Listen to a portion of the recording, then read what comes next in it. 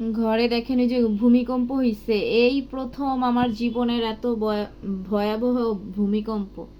দেখছেন গ্লাসের কি অবস্থা হয়েছে।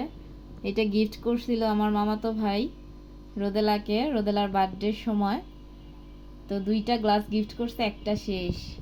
এইখানে এই যে গ্লাসগুলো পড়ে কি অবস্থা হয়েছে।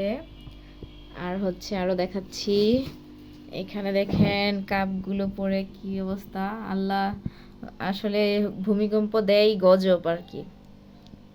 এই যে দেখেন এইখানেও হয়েছে, এটাও ভেঙে গেছে, এই জিনিসটা ভেঙে গেছে, এই যে পড়ে আছে ভেঙে।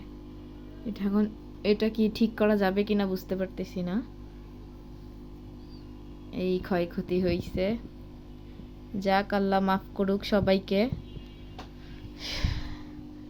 সবাই যে সুস্থ আছি এটাই আল্লাহর কাছে হাজার হাজার শুকরিয়া।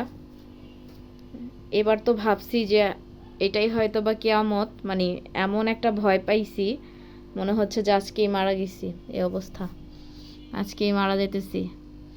আমি আসলে ঘুমায়াছিলাম, যেহেতু শুক্রবার, তো ঘুমায়াছিলাম মেয়ে আর আমি। মেয়ে তো একদম হাউ মাউ করে কান্নাকাটি, আর আমার অবস্থাও খারাপ, আল্লাহ আল্লাহ করতেছিলাম। আপনাদের কেমন আছেন একটু জানাবেন।